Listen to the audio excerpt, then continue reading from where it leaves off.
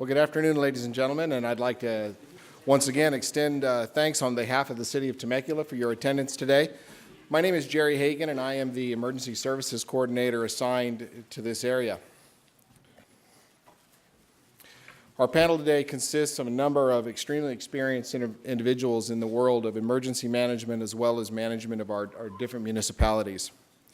They are Erin Adams, City Manager, City of Temecula; Kim Summers, City Manager, City of Marietta; Gary,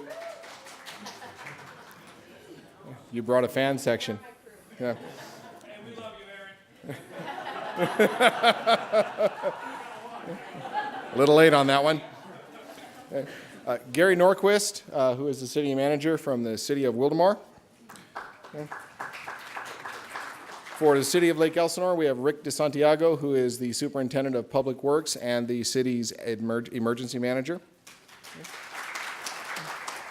From Canyon Lake, we have Erin Palmer, also City Manager. From the City of San Jacinto, north of us, we have Rob Johnson, who is also the City Manager. And my personal favorite, as well as my boss, Kim Sarwatari from the County Emergency Management. During this event, each of our speakers will be allotted approximately 8 minutes to speak on their subject. Okay. In the interest of time, we ask that all questions be held until all of our speakers are done. So we're going to start out with Erin Adams, and we're going to be asking each of our participants 2 questions when they take the mic. The first one is, we're looking for an overall viewpoint of what their preparedness looks like for their city. And then we're going to ask them to comment on an event that occurred in and around their city or in their jurisdiction. Okay? So, starting with Erin. Erin, could you please explain what a city manager does and why their job as the disaster director is important? A lot of people probably have that question. What do you do as a city manager? First off, I'd just like to thank you all for coming out today and taking time for this very important subject matter. It's great to see a wonderful turnout. The city manager position in itself is essentially the chief executive officer for the local government agency. So in times of a disaster, we put on another hat, and that hat is we are the disaster director. And I have a org chart here, and you can see at the top, it may be a little difficult to read, but the disaster director is ultimately in charge of the functions, the respective sections that you see across the board there. And in Temecula's case, our executive team or our department heads, they fill those roles of section chiefs, whether it's operations, planning and intelligence, logistics, finance and admin. We have PIO, excuse me, and we have an emergency operation manager. So we are non-sworn civilians. We have first responders here in the room that we're going to rely heavily on for their expertise, but we are disaster service workers, and we're called in times of emergency to assume that role, and we will, and we have. You can see also the role of a city manager or disaster director. One of the things that I can't overstate is you kind of are a quasi-PIO in the sense that you're responsible for keeping your mayor and your city council up to date and with appropriate and timely information. They're going to lean on you, and they often are going to be viewed as the face of your city, and so they need to be prepared with good information. And so as a disaster director, you want to make sure that's occurring. You want to make sure that you're getting the most up-to-date information from the field, from windshield assessments to the current status of how things are going, and then you're going to be taking that intel and you're going to be pushing it up to the elected officials and others. And then ultimately at the end, you're being advised by first responders and by police and fire and OES and other folks to, here's what you need to do, here's what you should do, here's what you need to consider doing. Again, we don't do this full time. We have other jobs, but we're ultimately responsible for the operations in the municipality here. as disaster service workers. So you can see up there, there's a lot of folks. This is Temecula's org chart, and we know our role. We drill, we train, we practice this throughout the year, and hopefully when and if something does occur, we're prepared. So just a little bit about the role of the city manager. Thank you. Thank you, Erin.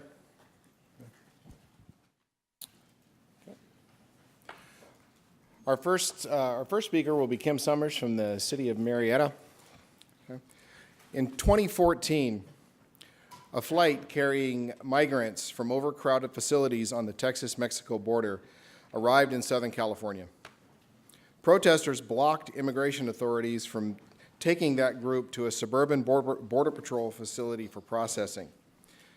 Kim, could you please talk to us about the way your city prepares generally, and what lessons did Marietta learn from this event?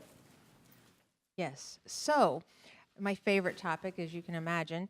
It is true. In 2014, there was a situation where they were going to bring women and children to our Border Patrol station that's within our city limits. And our council wanted to take a stance and say that they did not feel that that was an appropriate place to be housing women and children. And it started out as a rather innocent press conference, and where they were simply stating that. And one line, one piece of video was taken of our mayor making a statement, fairly harmless statement, taken out of context. It rapidly went all around the world. So while most of our speakers are going to tell you stories about how they've used their EOC to great effect, I am the EOC activation that never happened. We didn't really realize at first how bad the situation was going to get. And so we tried to attack it first in the city manager's office, and we each had our parts in it because it really was a media event. And everyone started dealing with it in their little silos. I had 5 council members. Luckily, they all had the same message, but they were all out being on Larry King and BBC and all over the world being interviewed. I was getting death threats, and I was called all kinds of things on behalf of the city. I was the assistant at the time. And so I'm trying to respond from that avenue. We had someone else who was trying to work with the chamber to respond to our businesses. And everyone was doing a little bit of their part, but no one was talking. You know, we certainly weren't in the same room. We weren't coordinating at all. We didn't realize until after the fact, when you can look back and realize we really needed some help. And even if that was just internally discussing things with each other, later we realized we spent a good amount of money on a consultant, mostly to do interpretation for us and to help us with some bilingual media releases. We could have gotten that had we activated our EOC. We had all of these resources available to us that we didn't access. And so what we're doing in the city of Marietta is we're stepping up our activities for our EOC. We realize how important it is. It's one of those things that in the long list of priorities has kind of fallen to the bottom for us. And a few years ago, we got a new fire chief, so we're doing everything we can. Our goal is to someday look like Temecula and how organized everything is, and we know we'll get there, and hopefully not very long. So. Thank you, Kim. Next, we're going to hear from the city of Wildomar, Gary Norquist. On December 30th, 2014, a cold storm from Canada brought snow to Riverside County mountains and some of the lower lying areas. Many of you may remember this. This region doesn't normally get snow. Gary, could you share with us a little bit about your overall preparedness and talk to us about this event and how it affected your city? Certainly. Thank you. Thank you for having us attend, be part of this summit. It's a great pleasure to be here and share this with you. But first, the plug about tonight's State of the City address by Mayor Tim Walker. 5:30, Wildomar City Hall. Hope you all can be there to celebrate his coming out party, his year of being mayor. Okay, back to the story. The snowstorm that we had, I've been involved in 4 activations of an EOC, 2 in Fontana and 2 at Wildemar. This event, we did not activate the EOC, but I got the call from our public works supervisor about 3 o'clock in the morning on the eve of the New Year's Eve, so the 30th. 3 o'clock in the morning, I got the call, went outside, yeah, there's snow, and I live in Morgan Hill area down here in the county. And the first challenge I had was getting from my house down the driveway to my truck, because I grew up at the beach. I didn't grow up with snow. Now, my public works supervisor, Les Chapman, he grew up in Colorado, so he was, he's all set up for this stuff. So the first challenge I had was getting from my house down to the truck so I could drive in to Fontana, or drive into Wildemar. So getting the call, getting dressed and prepared, getting my truck, driving down the 15 freeway, which was really a challenge because I'm not used to driving in snow. The lines aren't, the lanes aren't really there. It was quite the challenge. I pulled into City Hall, parked my truck, met with Les, found out what was going on. 15 freeway at that time had been shut down from about Cal Oaks up to probably Main Street in Lake Elsinore. So folks were getting off the freeway in our town at Clinton Keith and taking Palomar to go up along parallel to the freeway up towards Lake Elsinore. And that was causing a problem because these big trucks were getting off and they were slipping and sliding and jackknifing in the various intersections. So that was getting jammed up. The fire department, they were challenged because this is snow and their trucks don't really handle that well, in these kind of conditions also. So it was mostly circulation problems that we had, traffic, transportation problems. Speaking of that, I wanted to go out and do a windshield check, see what's going on. So I left City Hall, jumped in my truck in the parking lot, put it in gear to back out. I couldn't get out. First time I've ever had to put my truck in 4-wheel drive to get out of the snow that's there at City Hall. So I backed out and proceeded and drove around the community doing a windshield check, and I couldn't believe the amount of trees that were down with the weight of the snow, the ice fracturing the trees and falling into the streets. And that was our biggest problem, was getting all the calls into City Hall. We got over 60 calls about these trees that were causing problems. So we activated Public Works, had them come out, removing trees, just getting them off to the side of the road as best we could. Some of the highlights of this event, kids were playing in the snow. They got the sleds out. They had their boards out. Their cardboard was sliding down the snow. They were having a great time with it. As you see from one of the slides, we got over 10 inches of snow in Wildemar, second only to Big Bear, that time of 12 inches. So we had a lot of activity there, and uncommon to us, first time in over 30 years that we've had that opportunity to have a winter wonderland in Wildemar. The fallout of it, like I said, over 60 trees, over 60 calls for trees to be moved. And then the aftermath of that was the cleanup. And fortunately, we partnered with our waste haulers, waste management, and CR&R, and they offered to provide the large bins. And the following Saturday, we had a public notice to everybody that it'd be a community cleanup. Bring your green waste to these 2 facilities at our schools, and we would handle all the remnants and all the rubbish and all the debris from the storm. But that was primarily it. How do we prepare for something like that? Snow is something we're not accustomed to. 4-wheel drives, practicing for things in these types of environments is something our city is actively supports, and we appreciate the opportunity to be involved. Thank you. Thank you, Gary.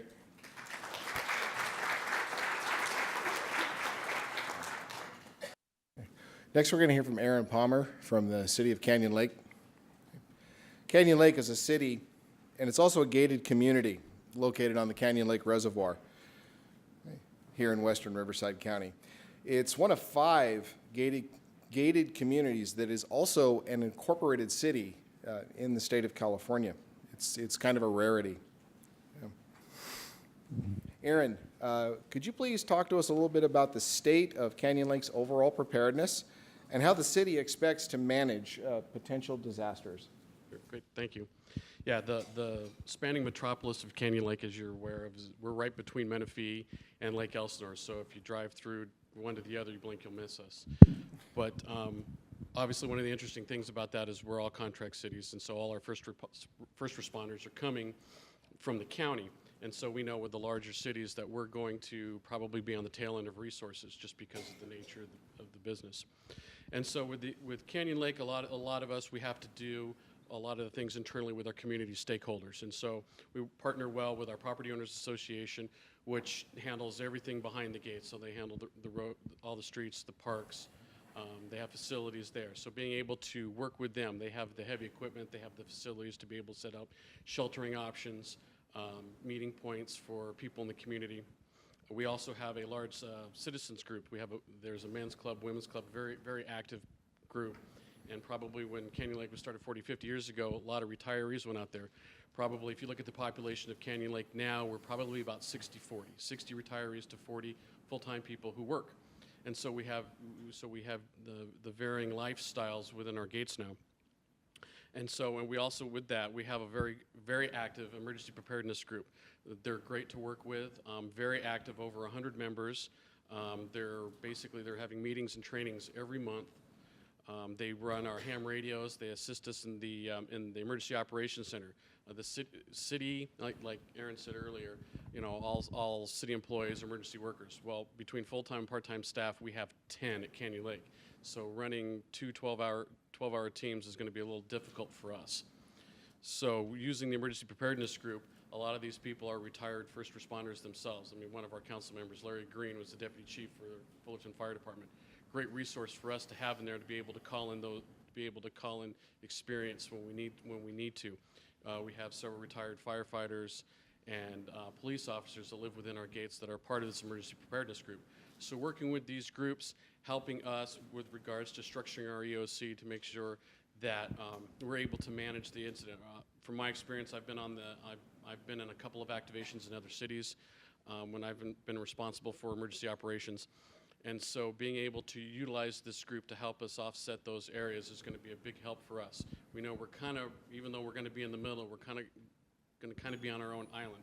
We have a lot of interesting natural topography. We have the dam, which the dam goes, unfortunately, that's going to hinder Lake Elsinore, but not so much us. But we have a large contingent BLM land within the city limits. So we have, obviously, besides earthquakes, we have fire danger.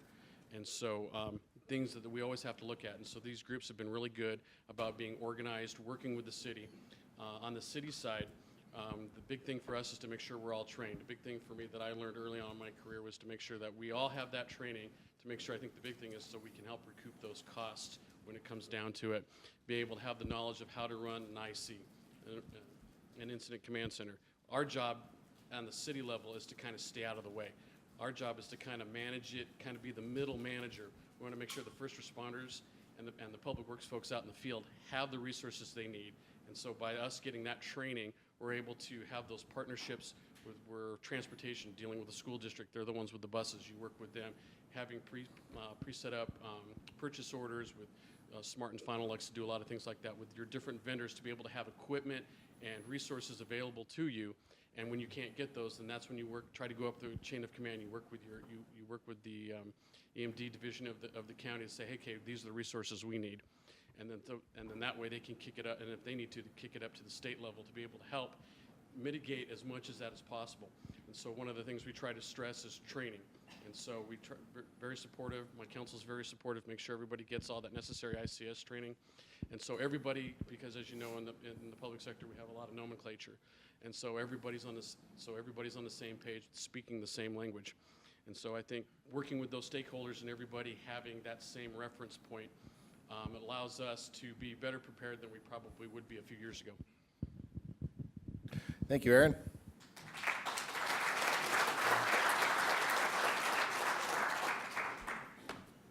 We're going to move a little farther down the valley toward Corona, and we're going to stop at Lake Elsinore. And speaking for Lake Elsinore today will be Rick DeSantiago.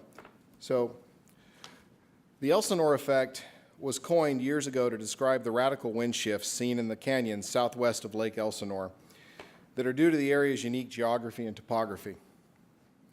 The weather event is the warring of two types of thermally driven wind circulation patterns, the mountain valley circulation dominant in the morning and the sea breeze circulation dominant in the evening. This sudden wind reversal can lead and has led to disastrous effects when you throw wildland fire into the mix. The Elsinore effect was first termed after the 1959 tragedy in which 6 firefighters perished during the Decker Canyon fire. Additionally, Lake Elsinore is the home of the Elsinore Fault. This fault zone is one of the longest in California, running 112 miles in length. In 1910, there was an earthquake just north of Lake Elsinore very early one morning. It was a 6 magnitude earthquake, and it actually did very little damage to the area. But it did cause quite a bit of alarm to people as far away as Los Angeles. Rick, would you speak to us about your city's general preparedness and what has been learned from dealing with these types of events? And I do not expect you to speak about the 1910 earthquake from a firsthand perspective. Thank you. I could speak to the Elsinore effect. It's unique in Lake Elsinore. I've been there about 11 years now, and I had to deal personally with the false fire. That fire started up at El Carrizo. It was quite a ways away at that time, and we were on management watch. Luckily, it was during the day. We were able to just keep an eye on it and see where it's going to go. All of a sudden, I made a phone call to one of our local captains there, fire captains, and they said, well, no, it's not going to, it's going to take a long time for it to arrive, if it does. Sure enough, that fire was knocking on our doorstep. It was already down, going into Lakeland Village, and that was kind of a surprise, caught us off guard. What we experienced was that our public works, our local police, our sheriff, we even had to get assistance from the EVMWD that helped us out on that time, and our code enforcement were evacuating all the residents from Lakeland Village. And so it did catch us off guard, and it did cause a bottleneck and clogged up all our arteries and roadways because everybody was trying to get out. So what we did is we've learned from those mistakes. Never assume that it's not going to get there. Just prepare in advance. Make sure that we get ahead of it before it's down on our doorstep. So that was one of the things that I did show on the slides. There's 2 slides there, 3 sets of slides, and on those 2 it just shows the falls fire, and below it is the Elsinore effect, which is unique to Lake Elsinore. If you ever get a chance to YouTube Elsinore effect, there's a video on that where it shows the clouds just kind of making bigger clouds and bigger clouds, but they only stay, there's like an imaginary line. So if you guys ever get a chance to look at that. The second slide, it has to do with the recent storm events that we had in January. Those ones actually caused about over $500,000 in damage to public property in Lake Elsinore. But this specific slide, it has to do with a bridge there in Lake Elsinore. It's a bridge that is a major corridor when the freeway is shut down. That is the Temecula Bridge. And it always seems to happen when there's an accident on the freeway. Well, this bridge was shut down for over 2 months, and you can imagine what it caused for all the residents.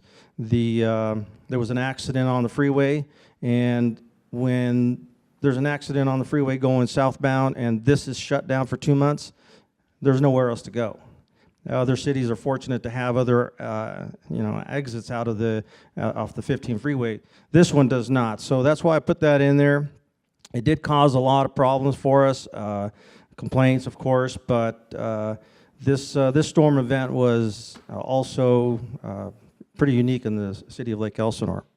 The last slide is, of course, something that obviously it's not if, it's when, right? I mean, it's not. This is going to happen someday. We're preparing our staff. Currently, what we do is just make sure that your staff is aware and make sure that they know what their positions are in the EOC. I get ICS NIMS training, and we're also doing Web EOC training because it's important that we understand when we're in an event that we document everything, that we are accountable for recovery, and we're going to need that in the end. So it's not if, it's when. And like I said, it's our city is a little unique to compare to everybody else, but hence comes the name Dream Extreme. Thank you. Thank you, Rick.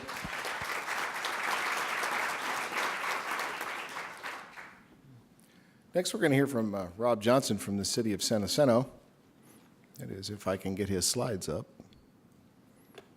Where'd my mouse go? Following excessive rains in January, Riverside County again experienced historically high rainfall.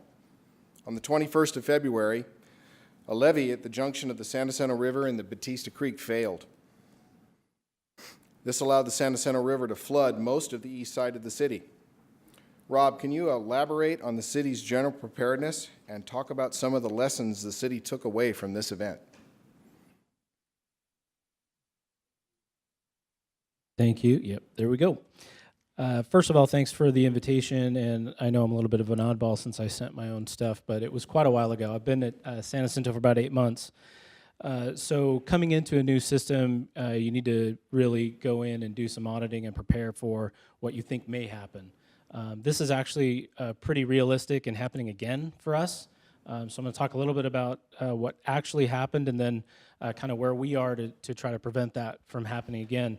I was thankful to Erin Adams to see a disaster drill right there, right in full view, and I can tell you that the alarms work in the restrooms very well.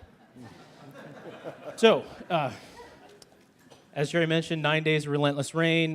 You know when it rains for more than about 20 minutes in San Jacinto that it's flooded just about everywhere. So if you could imagine 9 days of that, there's some photos there on the right-hand side showing a mobile home park that's fully engulfed. This is actually on the bottom side, the entire San Jacinto River area that's overflowed and actually flowing right through town. The flooding was from Santa Barbara to Mexico. President Jimmy Carter actually called in the federal aid for 4 counties at the same time. We call ourselves the hinterland out there in San Jacinto, and we were pretty much hit the hardest. There's some actual news footage. I believe those of you who are my age or maybe a shade older remember Paul Moyer. He did an entire hour on TV talking about San Jacinto, which is probably the best press we've ever gotten. Unfortunately, it was in 1980. If you go to the next slide, there were 8,500 residents in San Jacinto at that time, and 4,000 of them were actually evacuated. It was isolated from the rest of the area, so most of the services that were being provided were in Hemet. There's some great shots there of helicopter rescues and using the Public Works Yard vehicles. I think that's a former Public Works guy from San Jacinto in that orange shirt there, but it's hard to see, but 2 guys are actually falling down behind him, and they did get out before getting swept away. But National Guard was flown in. At one point, there was nobody allowed in and nobody allowed out. I took a little bit of a different perspective from this because if you look at then, 1980, no mobile, no cell use, no internet connectivity, no social media postings, no TV news coverage, but if you were in the area, you had no way to get the coverage, right? With the flood knocking out all the electricity. So at one point, Paul Moyer is talking about, hey, if you can get down here to Sam, and then he realizes nobody that's in this area is listening to my voice right now. So he kind of changes up that, you know, we're trying to send rescue folks out to you. We're trying to, it's really, if you go to 1980 San Jacinto levee breach, if you're really fascinated, you can see an hour long of the show. And basically stay in place until someone comes to find you. Now we have mobile technology, we have instant messaging. I put no social media postings, but obviously I forgot to take off the no. But on-the-go news coverage and real-time updates happen all the time. We're able to connect with loved ones and others to inform them if they're okay and their needs.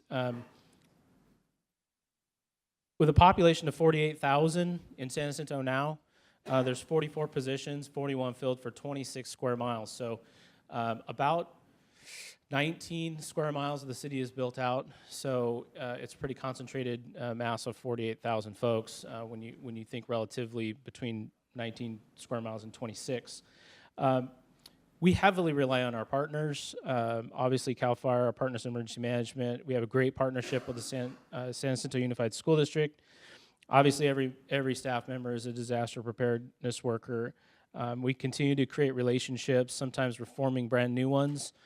We call ourselves a 129-year-old startup city, so there's a lot of things that we haven't done in 129 years that we actually need to do, and we're doing them now. We do have emergency management plans. They are old. We're in the process of updating those. Jerry's been a great support to us. I think we finally did our first local hazard mitigation plan. Is that right? Yes, you did. Probably shouldn't say that out loud, but 129 years for one local hazard mitigation plan. So we're doing well in the last 8 months anyway. No, you only don't say it out loud if you didn't do it. Oh, good. Okay, good. So we're on the right track. But from Oceanside to Corona to Menifee to now San Jacinto, I've been in different stages of emergency preparedness and different capacities. And so when I get to San Jacinto and I look around at not only how many people we have at City Hall, maybe 20 at any given time, for 26 square miles, we have to, again, heavily rely on our partnerships. We need to continue to develop and revitalize our internal policies and procedures and systems. Our lack of staffing is also hampered by change in staff due to reductions. In 2014, there was quite a few layoffs, and we haven't been able to bring those positions back on. So whereas probably all of you in this room do 2, 3, 4, 5, up to 10 tasks, just multiply that by 3 or 4 because the city laid off about 15 to 18 people. So there's not just triple duty, but there's quadruple and whatever the next word is, duty. We do need to step up our game and make sure that we're prepared. Obviously, if you don't need to be prepared until there's an issue and then it's too late. What we learned from this event, and starting in, I believe it was 2002, we do have a levee project out in San Jacinto that will shore up this issue out there. Currently, if another type of rainstorm happens, maybe half as much as this, most likely the levee will breach again. It's a partnership with Riverside County Flood Control. They have set aside about $20 million. We're 98, almost 99% done with the PS&E and the environmentals done. So we're looking for donations, GoFundMe accounts. We need about $20 million to purchase right away so that we can actually do the project. But that's us in San Jacinto. Thanks for your time. Thank you, Rob. Next, we'll be hearing from the Director of the Emergency Management Department, Kim Sarwatari. The swine influenza is an infection caused by any one of several types of swine influenza viruses. The initial outbreak of the virus that was eventually designated H1N1 began in Veracruz, Mexico in early 2009. It quickly spread globally, prompting the World Health Organization to declare its first ever public health emergency of international concern in April of 2009. By June of that year, the World Health Organization and the U.S. Centers for Disease Control had stopped counting the cases and declared it to be a pandemic. By November, new cases had started to decline, and by May of 2010, World Health Organization declared the pandemic over. Kim, as the Director of the county's Emergency Management Department, would you describe your overarching goal for the county's general preparedness, and can you elaborate on what was learned following the 2009 H1N1 pandemic? Thank you, Jerry, and thank you to the city for allowing me to be with all of you today to talk about this topic. I actually thought that I was going to have the oldest incident, but I'm glad to know that it wasn't me. Yeah, right, that's right. So first, let's start with our overarching goals for preparedness. As the county's Emergency Management Department, we really kind of function under 4 overarching goals for preparedness. The first one is building and maintaining partnerships and collaboration, like those that exist here today in this room. We, as I mentioned this morning, emergency management is a team sport, and so all of us working together, I truly believe we can accomplish almost anything. Second, I would say that an overarching goal is building trust between all of us as stakeholders in emergency management, but also with the community. And I'll come back to that concept when I talk about H1N1. Third, I would say it's critically important that we work to break down silos. So historically, we've had silos that exist with fire, law enforcement, public health, emergency management. You name the discipline and a silo exists. And so in order for us to be effective, we have to continue to work to break down those silos. And then lastly, I would say stakeholder and community preparedness and resiliency. So that's been spoken about a lot already today, but that is also critically important to us coming out on the other end of a disaster and able to rebuild and recover from the disaster. So before I get into the lessons learned from H1N1, which is one of my favorite topics as a public health trained person, I want to just cover quickly the timeline for H1N1, just at a really high level, because it was 8 years ago, so people might not remember how quickly everything progressed. So on March 18th, there was a report of increased numbers of influenza-like illness that occurred in Mexico. On April 12th, actually, an outbreak of influenza-like illness was reported in Veracruz, Mexico. April 21st, so just 9 days later, we had 2 children in Imperial and San Diego counties that had swine flu. And when their laboratory isolates were sent back to the CDC, it was eventually found that they had a new novel strain of swine flu known as H1N1. So April 23rd, we saw that the number of cases reported of influenza-like illness in Mexico was up to 854. So that was just 2 days after those first 2 children were reported in San Diego and Imperial County. And other areas of Mexico began seeing cases of influenza-like illness in people that were previously healthy adults, not the older folks that you would expect are very young children. It was occurring in healthy adults. And those cases were actually confirmed as H1N1. So we knew that there was something going on. This new novel strain was going to be working its way around the globe because there was obviously human-to-human transmission occurring. Let's see, in April 25th, the Director General of the World Health Organization declared the public health emergency of international concern. So again, just 4 days after those first 2 cases were identified. And then April 26th, so 5 days after the first cases, the United States declared a public health emergency. April 28th, our California governor proclaimed a state of emergency. And by April 30th, Mexico had almost 2,000 cases, and 11 countries reported cases of influenza-like illness. Also by April 30th, so again, just 9 days after the cases started to appear, our Riverside County health officer made the decision to close 3 schools. So if you had kids in school at that time, it was a huge concern because we knew that there were people who were getting sick. The virus could be transmitted from person to person. And so one of the prevention strategies was closing schools, which of course has downstream effects, right? Because now people have to stay home with their children because they don't have school, and then it impacts businesses even more than the fact that they had employees that were also getting sick. So a lot of anxiety in the community around the fact that we were closing schools as a public health measure to stop the transmission of disease. Then we had, let's see, on May 6th, so just a few days after that, the CDC actually reversed the guidance that came out about school closures. So we were closing schools when there were cases identified or suspect cases, and just a few days later, the CDC said, okay, we know enough about this disease. It's not as serious as we thought, so we're not going to close schools anymore. So that really was an impact for us, because how do you give the public that message, right? You said to them a few days earlier, we have to close down schools so that this virus doesn't transmit, and then, oh, just kidding, we actually aren't as worried about it as we thought we were. So that's a really tough challenge, and it speaks to credibility, right? That's one of the things that's so critically important in emergency management. So that was a huge challenge for us as we were working through this particular incident. So as Jerry mentioned in the intro, so in May, then the cases kind of peaked. We started to see them decline over time. The vaccine was being developed, and then between November and March of 2010, we launched a huge vaccination campaign. We held about 232 individual clinics. We had 100 days of clinics in our family care centers that are all around the county. And in total, we distributed about 61,117 vaccines to folks in the community. So it was a huge vaccination effort. So what did we learn? I think that there were probably 5 huge takeaways for us at the county level in both emergency management and public health. The first was we have to be flexible, because we write these plans, and plans are always based on assumptions, and things don't always happen as we assumed.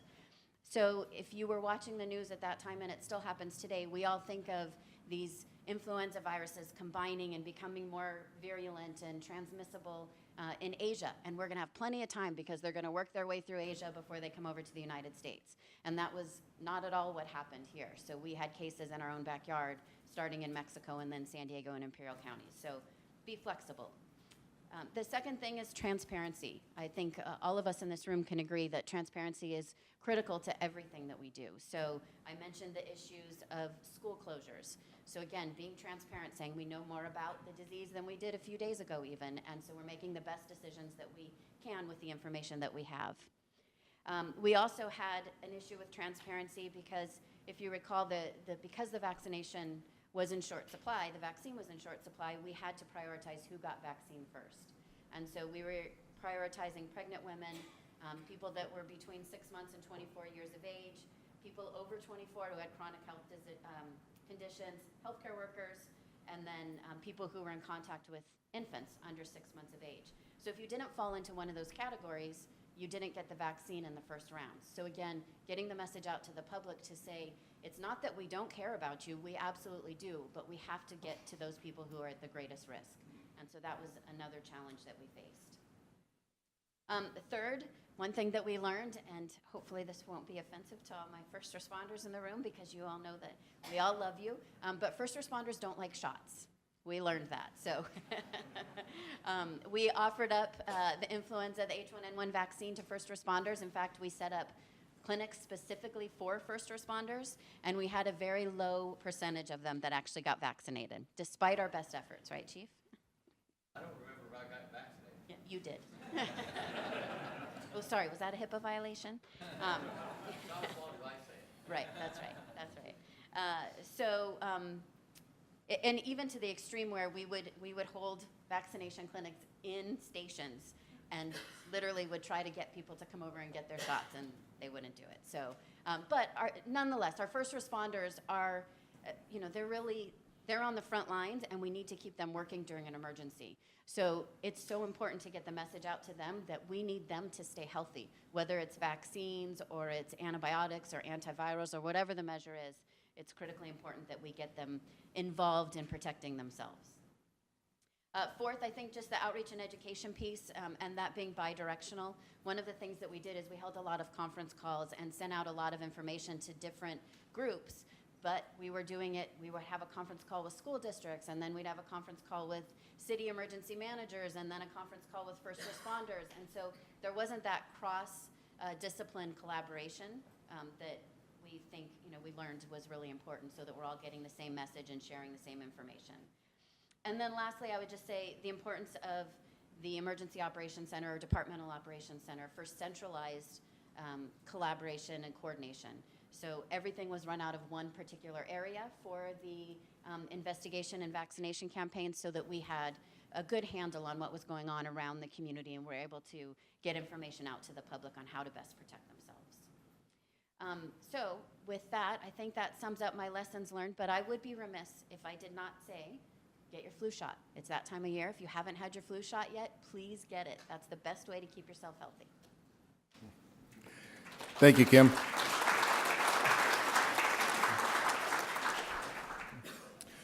We're going to circle back to the city of Temecula, to Erin Adams. Okay. In the summer of 2016, 2 separate wildland fires resulted in extended complete closures of Interstate 15 in Temecula. The result was that all of the traffic on the freeway exited onto the surface streets in the southwest portion of the county, and it caused some pretty bad gridlock, okay, particularly in Temecula. Erin, can you address the general state of preparedness of the city and give us some insight into what was learned from these 2 fires? Yeah, show of hands, how many of you remember these fires or were stuck on the freeway? Okay, so probably not gonna, I'm gonna share what was going through my mind and my recollection of this incident. I believe the first fires, the first of the 2 broke out, I wanna say it was on a Saturday. And I was actually in my car driving south to Escondido when the fires to the west broke. There wasn't even fire personnel on scene. It was up against the freeway. I could feel the heat as I I was heading away from the fire, and I'm thinking, this is not good. I'm like this, and Chief Hawkins, I know you're in the audience, and I think you actually called me, or we called each other, and I spent the next several days on the phone, and you were incredible in your team and your support. So I'm headed, into Escondido, not wondering if I'm going to be able to get back to Temecula as a disaster director. So my team began calling. We began figuring out, what does this mean? What are we going to do? And one of the first things that was going through our minds was shelter. And so we work very closely with the Red Cross. I want to say we actually opened Great Oak High School. It was a Saturday, so I believe it was a little easier from a logistics standpoint. We opened the shelter, and then I kind of moved. Fear sort of started to settle in with the closure of the I-15 freeway. It's a problem when it's functioning on all lanes, right? So, that was what was going through my mind was, holy cow, what are we going to do? CAL FIRE's telling me, for the safety of the firefighters, which I totally get, they need, all these lanes, and we don't know when this is going to happen. And so what are we going to do? And so we had evacuations kind of going on to the south end. Then I was kind of shifting to, okay, well, the firefighters are going to take care of this, to, oh my gosh, we got 188,000 trips a day that go through the city of Temecula on I-15. What is going to happen here? This is going to be a nightmare. And it was. And so then this is where relationships really serve you well.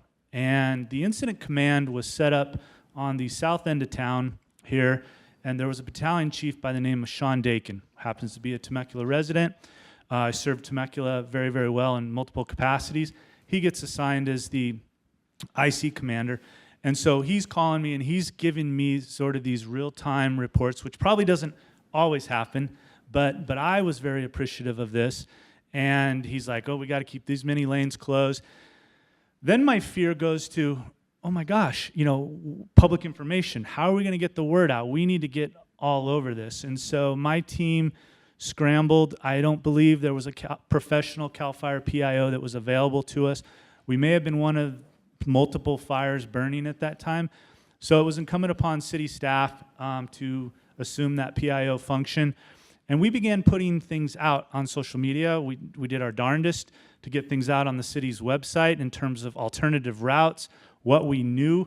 But folks were coming, and they were using, whether it was 395, they were stuck coming from the north, the Ortega, winding through Duluth. I mean, it was an absolute gridlock disaster. And then lanes began to open up. And then we're like, thank God, people are going to creep along, and they're going to get to where they're going to go. And then my fear, and this is how city managers think, was, what if this goes on till Monday morning during commuter AM peak? So it was like, not only do you have heavy traffic on the weekends, but Monday morning would actually be very difficult if people couldn't even get to work or go south. So these updates, we did our best to sort of push this information out through our community. I actually had one of my PIOs actually admitted into the IC, and so we were able to communicate with, in real time, what was going on. They were keeping me informed. I was attempting to keep the city council informed. My staff was doing their best to keep the community updated with as much information as we could. So lessons learned, a lot. Like I said, the value of relationships is invaluable. I think kind of on the heels of that, we felt like we needed to take the lead on understanding who's who in the zoo, I like to say.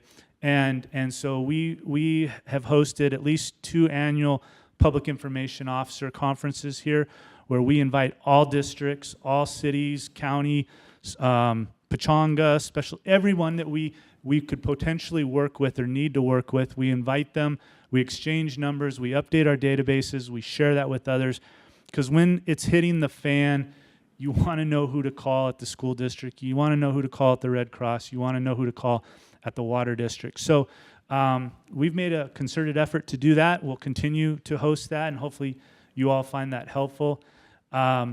But clearly, the severing of I-15 in any capacity, whether it's in Temecula, whether it's north of here, is going to be debilitating for all of us. And you know, it sparked a really good conversation about what we would do next time, what we would do differently.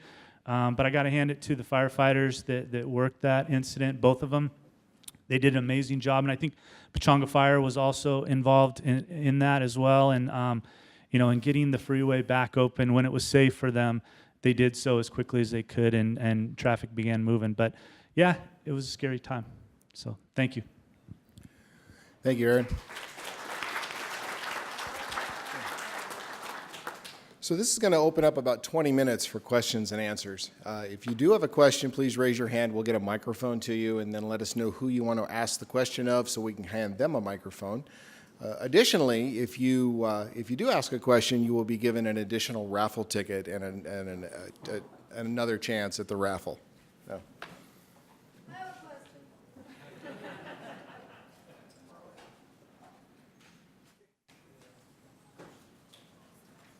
Where'd Vanessa go? I was going to borrow her to hand the mic around. I'm just concerned about the fault line in Lake Elsinore. Did I see a picture? It goes to Salton Sea. Can you tell me more about that?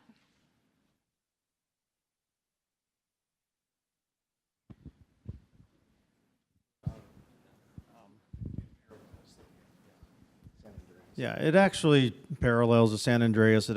It's not connected to it, but it parallels. It's so I mean, it would be on the west side of the San Andreas. So it's gonna be if. Well, no, it actually goes all the way to past Los Angeles. So it's goes quite a ways. In the north, Los Angeles to the north, and how far to the south? Just going down, I'm not sure if it's going to... Well, that fault actually originates just south of us in the northern portion of San Diego County, runs up through our valley and into Los Angeles, whereas the fault you saw that originates at the tip of the Salton Sea is the San Andreas, which runs in an arching pattern up through north of us and then up to the Ventura County area. So there are two very large faults that parallel each other. And one of our, we had a ribbon cutting for the fitness trail, and the mayor had actually pointed it out that we had built that fitness trail right on the Elsinore Fault.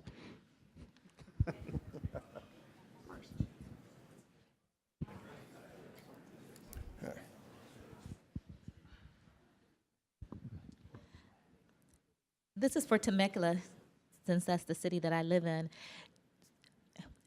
In regards to gasoline for your cars, so if you have to evacuate, like, is there a certain level that you don't ever want your car to get below as far as having gas in your car? Because my husband stays on me about my car because it gets down to less than a quarter tank. And then can you store gasoline? And if you can, how do you store it and how long can you store it?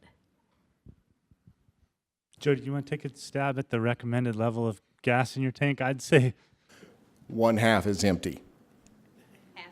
1/2 is empty. As for storing gas on your property, I'm pretty certain you cannot. And there's hazardous material storage and everything else. So I'm pretty certain our municipal code would not allow that to occur in large volumes.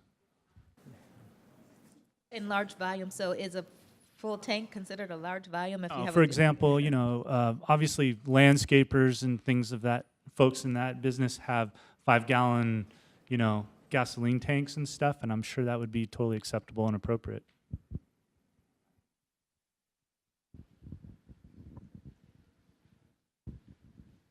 Come on, there's raffle tickets on the line here. Jared, I don't need the mic. This question's for Erin Adams. In relation to the 15th fire, the fires of 16 on the 15th, let's say we have another instance like that where the 15th corridor is closed down, and it's closed down for multiple days,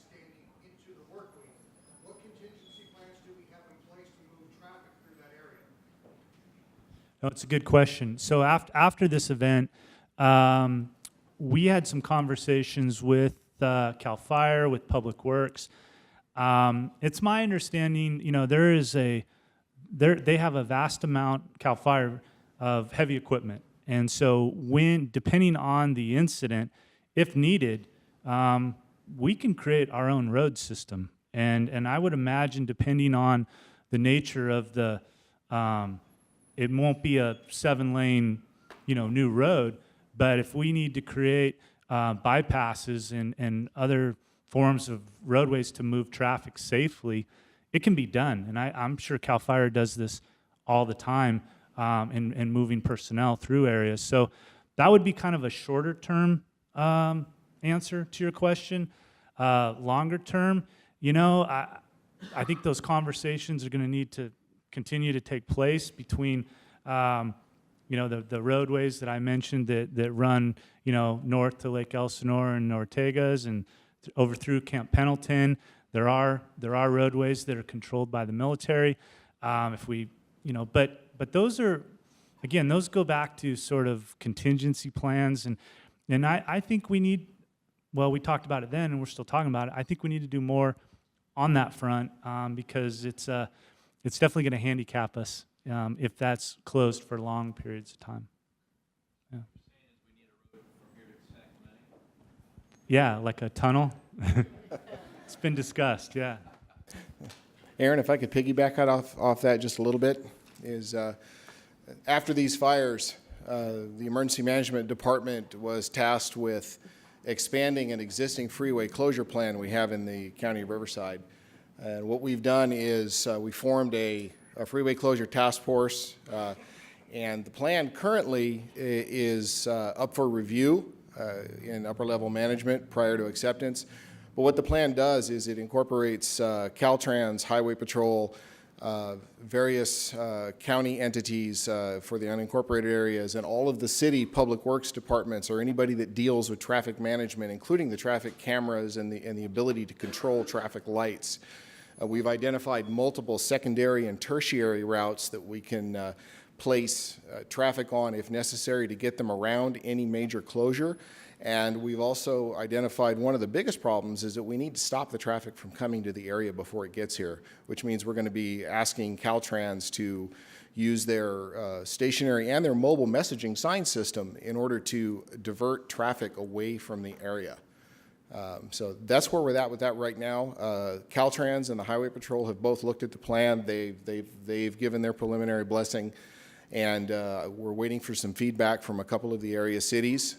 And then final approval, and possibly a short rewrite, but then final approval through EMD management. And I know all this because I wrote it.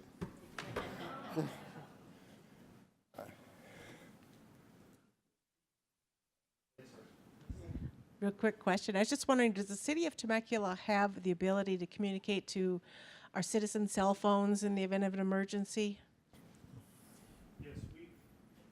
Yes, we have. We like to call it a reverse 911 system.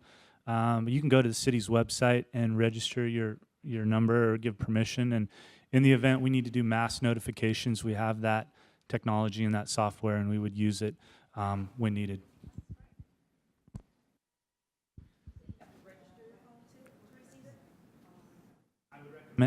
I would recommend that you authorize us to call you at a given number, whether registering your home or cell. It's on the city's homepage website, and you can find all the information there. Yeah. If you have a landline phone, you're already in the system, but you have to manually register your cell phone. What's that website, Kim? Alert Rivco. That was it. For the county system, it is Alert Rivco, R-I-V-C-O, Alert Rivco, one word. And .org, .com, doesn't matter. I think we bought all the domains. My question has, probably Kim can probably answer this best, I would guess, but when it comes to PIOs and the media, what is your best avenue for communication, whether it be a third party public information officer, so that you as an organization don't get in trouble for possibly saying something that can be misconstrued. Could you speak to that?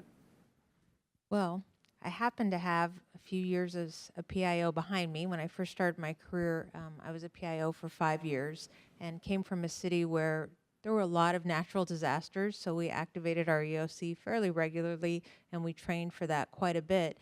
The very first activation I was involved in as a PIO, we had a fire, came into town very suddenly, and putting out press releases into the fax machine. And things are moving so quickly that you're putting the faxes in and realizing it's still dialing up like number 2 and 3. So we actually had to switch gears very quickly and start using our website, which we actually ended up winning an award for, because at that time it really hadn't been done that much, at least in our area. So one of the things I think that's most important for PIOs is to have this connection with other PIOs, you know, getting together regularly, again, knowing who your fellow PIOs are, getting on message and making sure that all of your press releases and your statements are going through your EOC, through all of the proper channels, so that all of the information's being verified and is appropriate to be released. And really just kind of relying on each other. I think it's one of the most important things. One of the things that we learned, and it was very unfortunate in our situation, kind of lost faith in the media. We spent a lot of time trying to correct the message that was being spread that was not a correct message, and discovered that they didn't really care. They liked the message they had, and they didn't want it corrected. So while they're good partners, and we certainly want to work with them and have good relationships, I think it's very important that all of the PIOs know each other and trust each other.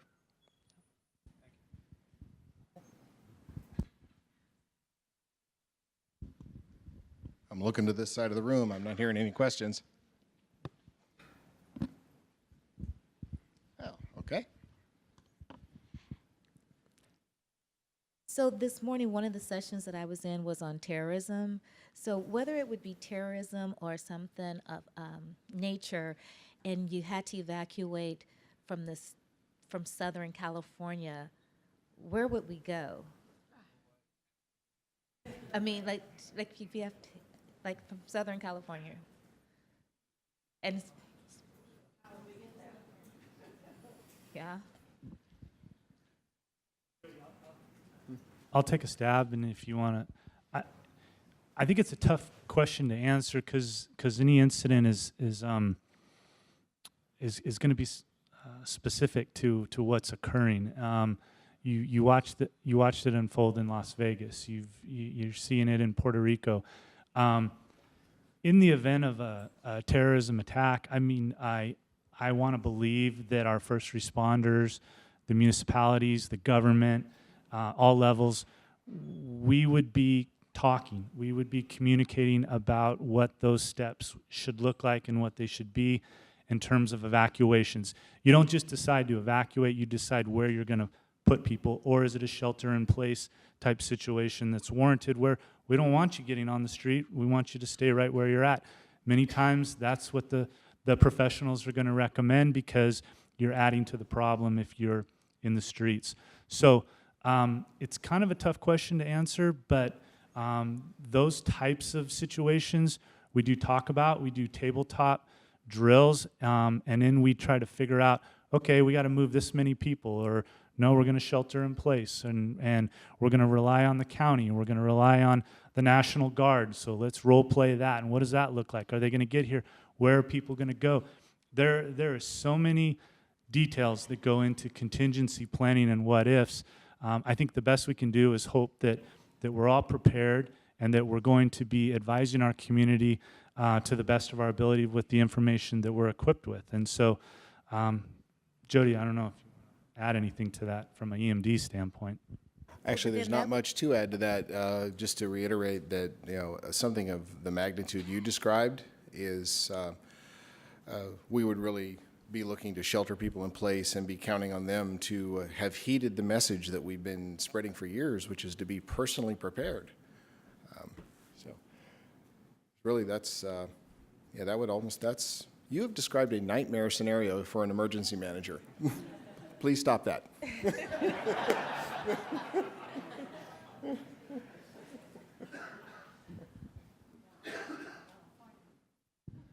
think she gets an extra raffle ticket for that one.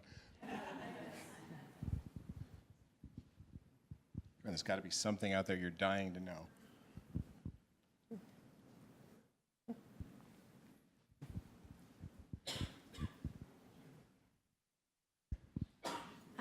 Being from just local Temecula, Marietta, wanting to know what local hazards to be prepared for. Obviously, earthquake. How probable? I can't say the word. Probable are wildfires. Is there any flooding, liquefaction, that type of things that should be aware of or cautious of?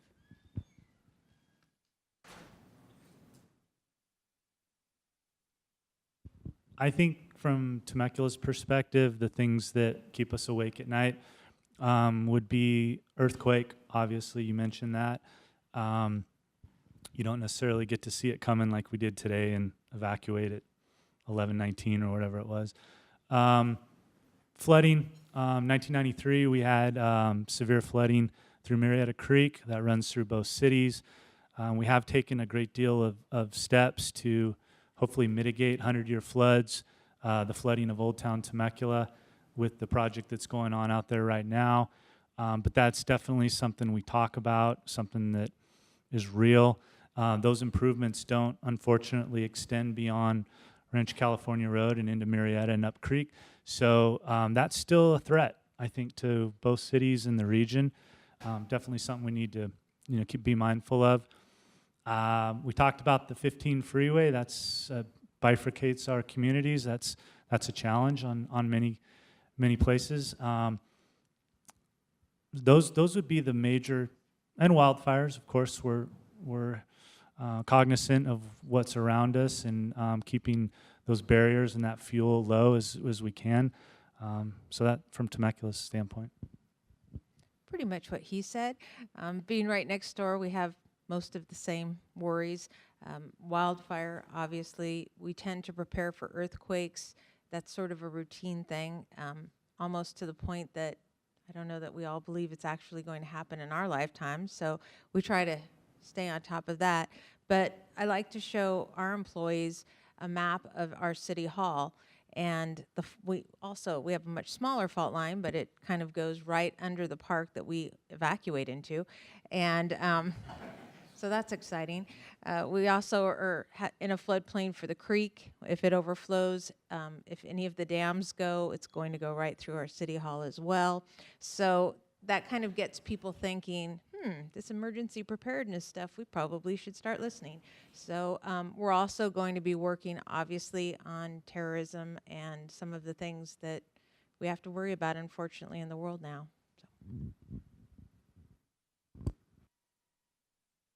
Okay.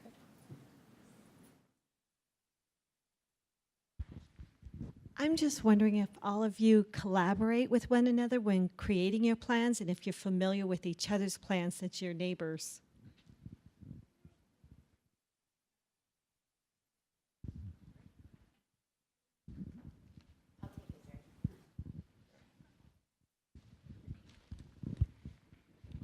Yes.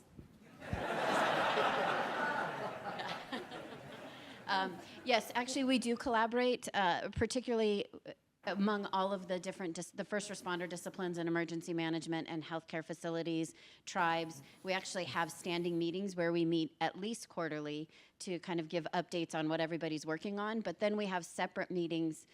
Like if we're working on the local hazard mitigation plan, we'll meet separately to just work with jurisdictions on that so that we are all sharing information and working off of the same hazard information. So we do meet very regularly with each other, which is a huge bonus because in the time of an emergency, you want to know all the players that you're dealing with rather than introducing yourself. So we are, I think as a community, as a county, and all of the stakeholders, we're very proactive about that.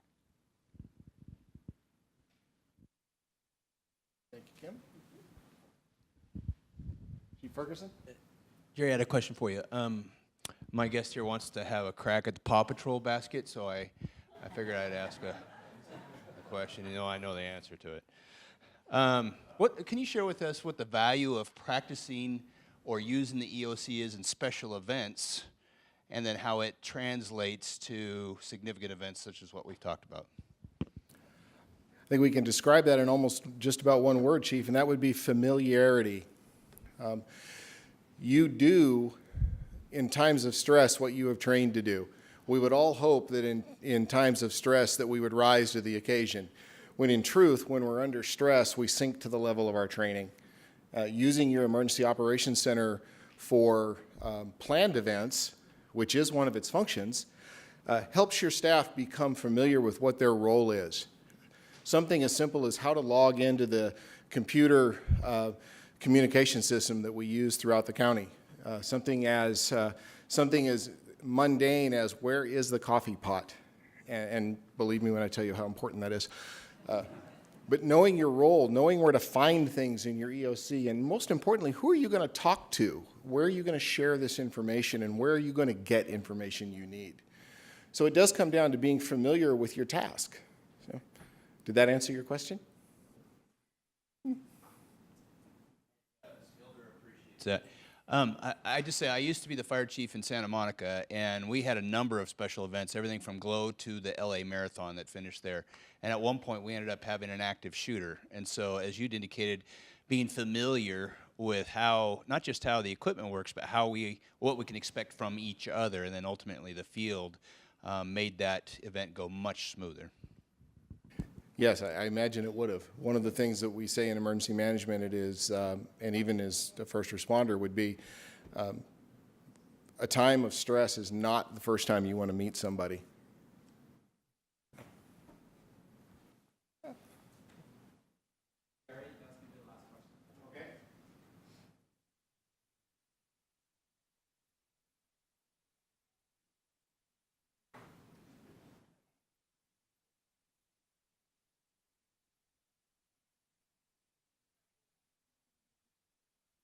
Okay, has any of you guys ever dealt with like misconceptions or the rumor mill during an emergency? I know like in Temecula, we have Temecula Talk, which can take on a life of its own, but this is for anybody.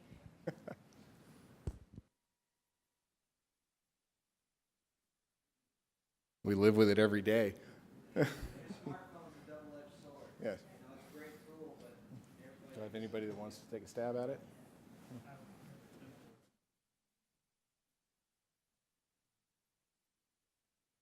I think that that reality exists in every emergency because we live in such a mobile and digital world, right? So people often know what's going on before us as emergency management or even first responders do. So in the EOC environment, we're monitoring the news because sometimes they're putting out information for the first time and vetting it and making sure that it's accurate. So I think even with fires, something as simple as fires in our neighborhood, maybe that don't even escalate to be huge fires, you'll see in social media with Facebook groups and Twitter feeds and things where people are saying, oh, this is the cause, or this is what they're saying to do, and it might not be accurate. So I know for us, what we do is we'll monitor social media so that we can identify those things, and if we find inaccuracies, then we'll try to correct them right away. But it certainly is a challenge with the world that we live in today. Kim Summers from Marietta is going to piggyback on that. One of the things that I learned from our situation, because there was so much misinformation out there, and you just really could never get ahead of it. But for whatever reason, I got it in my head that I was getting an influx of emails through our website, because luckily at that time, that's where they came. They came to me. And so I was getting emails from all over the world of people saying pretty horrible things about us. And I felt it was important, even though some of them seemed kind of crazy, to give them a response and to tell them, no, this is what happened. This is why we did this. This is why that was said. This was our intention. May not have looked like that in the end, but that was our intention. And for the most part, I didn't hear from a lot of people, but there were people from all over the world who responded back to me and said, either, I'm sorry, I had no idea, or I don't agree with you, but I understand better what you were dealing with, or I'm just so grateful that you responded, and I have a new attitude towards your city because you did take the time to respond. So that was just something that I thought was a really important thing that I learned. So that's going to close out this session. First and foremost, I'd like to thank all of our panel members.